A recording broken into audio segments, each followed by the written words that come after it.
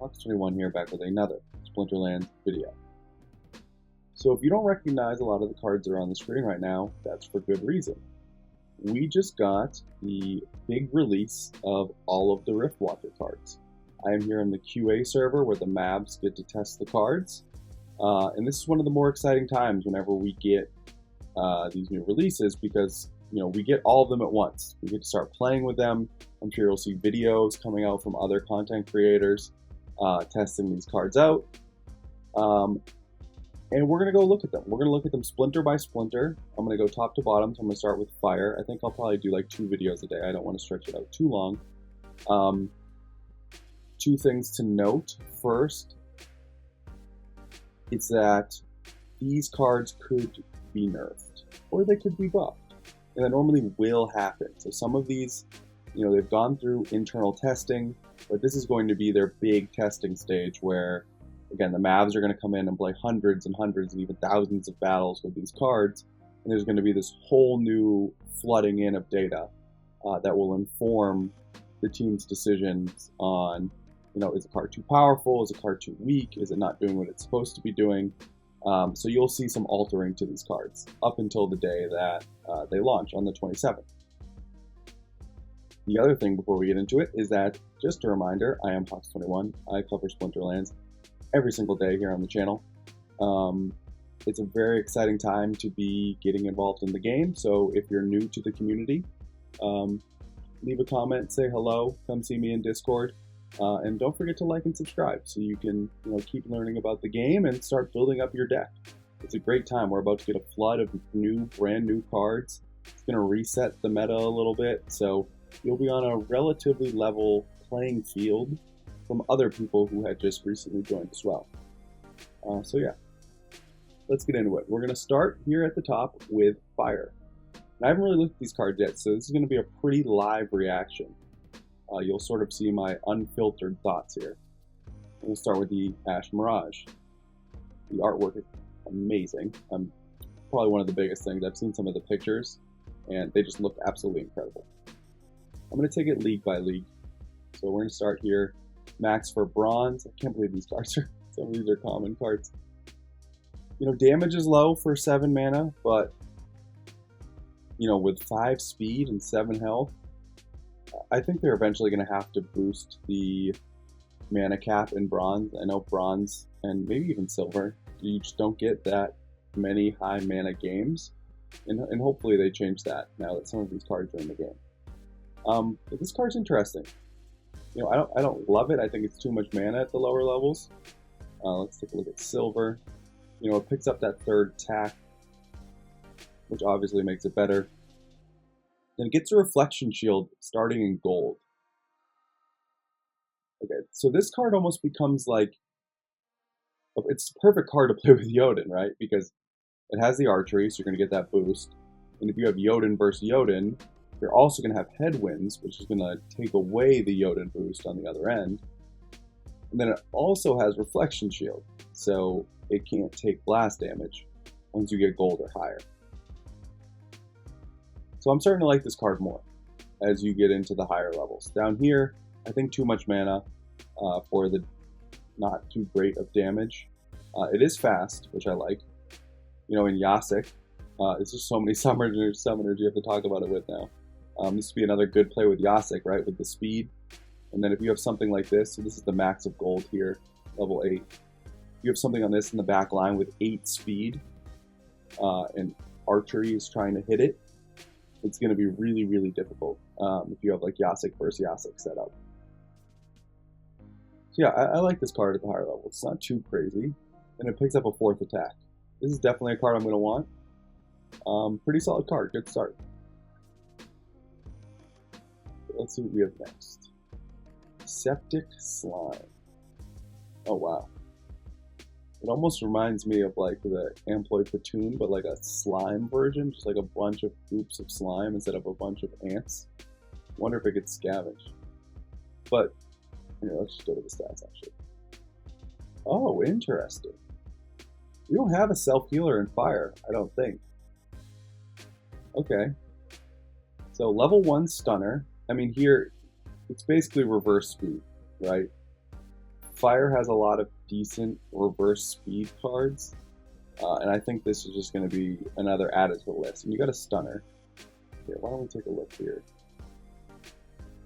Who are the knockout?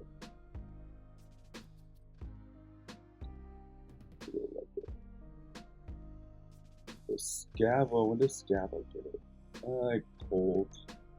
So they don't have a ton of knockout cards. I actually want to stick in water. So that's interesting. So you're adding a stun, but not a real way to take advantage of it. I guess you could have, no, it has to be melee attacks from everywhere. He needs to get knocked out until gold. Okay.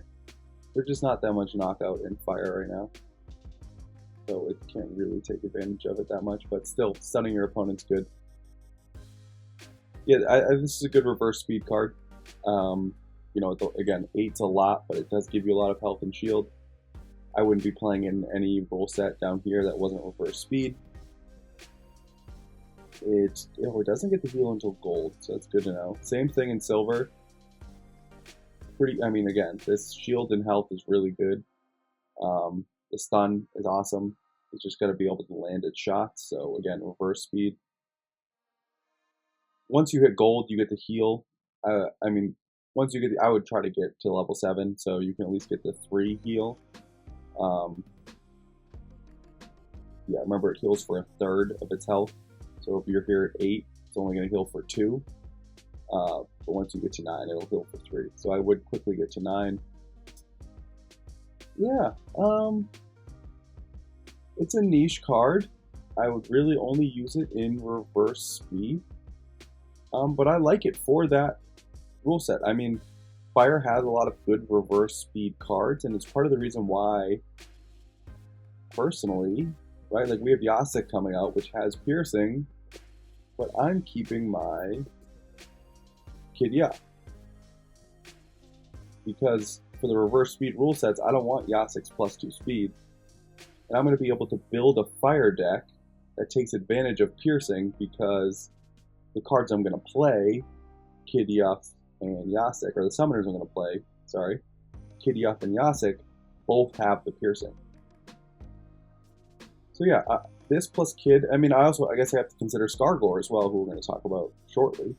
And we already talked about, so I'm not going to go too deep into the summoners, but, you know, reverse speed, getting this up to 5, and it has a lot of health to, you know, be enraged. So that's the thing. If you give a card with no health and rage, it doesn't have any buffer. It'll get eliminated before it actually gets to be enraged. So having 11 health. And it would only go up to 2 speed and 5. So this works well with Skargor and reverse speed too. This is a reverse speed specialist. Yeah, I like this card. I'll definitely want it. Tinderlock, we're not going to spend that much time talking about. I just want to see if they changed it quickly. As I talked about it in a previous video, this is one of the early cards they released. This card's sick. The Last Stand, give it piercing either with Kidya or with Yasik, plus the Death Blow. So again, we're talking Last Stand, it gets to 6. Death Blow doubles it, as you can see. So we're talking about 12 damage when it's in Last Stand with piercing.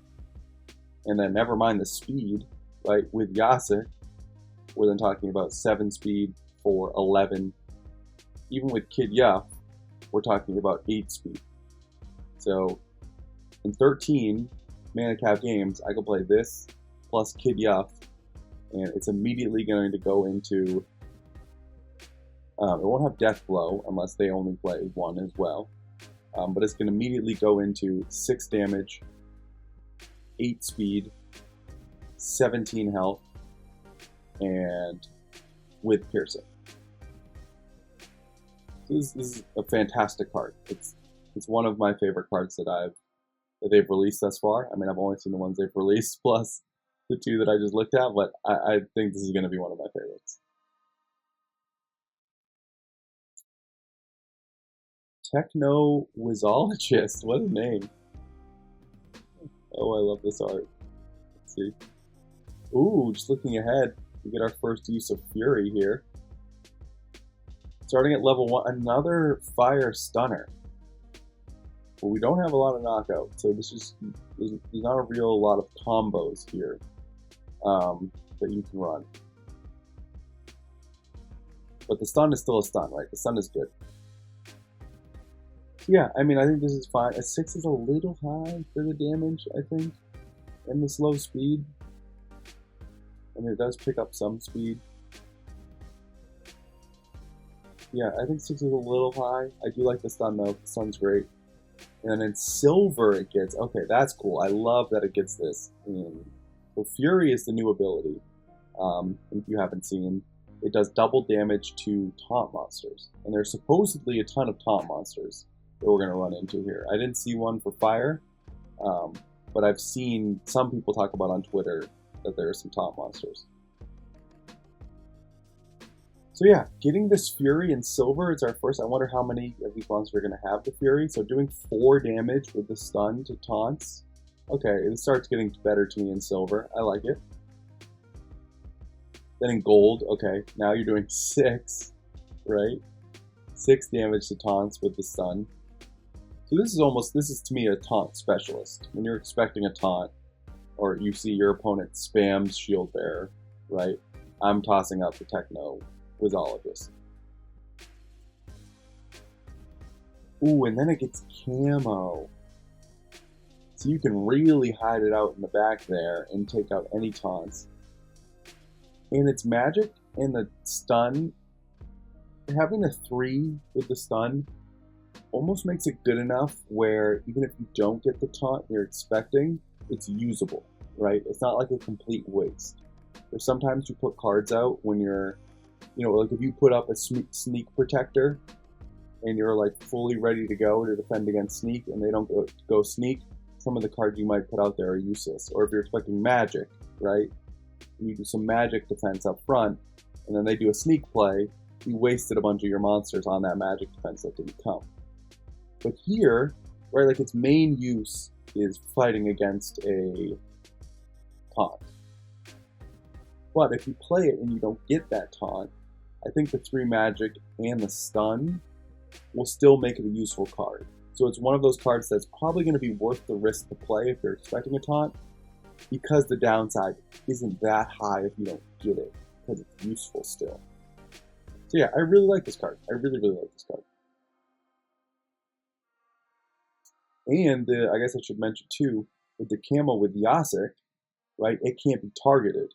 It can be hit with blast damage if one of the monsters adjacent to it got targeted with a blast monster from Yasik, but Scattershot can't hit Camo, so it can't get directly hit either. If you're going, fire versus fire, and your opponent plays Yasik. We should be getting very soon. Stargore, we're not going to talk about that much. I guess I'll talk about it quickly in terms of, I guess so far the only melee is, actually I'll come back to the summoners at the end, that's how I'll do it. So I can look at these cards, and then specifically talk about how the summoner might impact the new cards. Here's our first legendary, Mordius. I think they teased this dragon previously, so we've seen this picture before, I think. So very slow. Again, it's reverse speed. Fire is just it's becoming a great reverse speed team. Normally I like to go Earth for my reverse speed setups, but Fire is going to become a contributor here. So I'm a little nervous about how low the health is. Like if you get the Serpentine Spy, right? Let's do. Oh, I'm back in my here.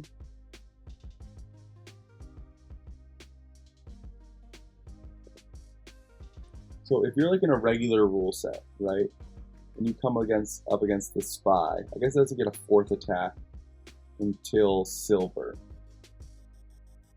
But in silver, right, the Serpentine Spy and 4 health is not a lot, so there's a decent chance it might be your lowest health monster. You have to very specifically strategize against it not being that. Serpentine Spy would take this out in 1 hit. In silver or higher. I was assuming Tarsa. Which is probably the most common summoner played in Fire right now. But yeah, it's obviously really powerful. Again, I think reverse speed is where this is going to dominate. I mean, so here's the thing. Yasek gets it up to 4, and then maybe you play Countess, Samash. Now you're talking 5 speed. That makes this interesting. I mean, imagine this plus the Runicore, which is my last video. It's the ETH NFT project they're running in reverse speed. So the Runicore is an opportunity monster that's 1 speed. This is one that's 2 speed. They would just dominate reverse speed rule sets together. I like this card. But it's niche. I don't think this is like a plug and play it every time. I think it's too slow. And I think the health is too low that it could actually get targeted and eliminated very easily. Again, think about if you went up against Yasek, everyone gets the speed boost, 1, and 2, Scattershot could target this in the back line. So reverse speed, it does pick up the stun. Okay. Again, stuns are just good because when they hit, obviously your opponent can't do anything for a turn. So if you stun a triage monster, if you stun the cleanser, if you stun a healer, those actions won't take place. So having some backline stuns is definitely a good thing. Oh, interesting. It picks up Piercing. I'm just realizing now too, this is the highest levels with Jotun. Think about this. If you play this with Jotun in a reverse speed, it's going to hit for 7, and then it's going to do 4 damage to the left, 4 damage to the right. Talking about 15 damage in 1 turn at the highest levels with Jotun. That's pretty sick. With the piercing too. So the piercing becomes a little redundant, because again, I'm talking about, but I guess not with Scargor. Unfortunately, the health is low, so it's going to be difficult for it to get enraged and take advantage of Scargor. Yeah, I don't know. I like this card. Reverse speed, it's going to dominate, but it's not a every single rule set type played card, I don't think. I'm going to have to play with this card. I think it could be, I think the upside's really, really, really high. You know, if you're talking about equalizer rule sets where the health, you know, he's going to get a bunch of health. I think it becomes more interesting because having just these big 7 hits coming from the back line is obviously a really powerful thing. But the health scares me. Very interesting card.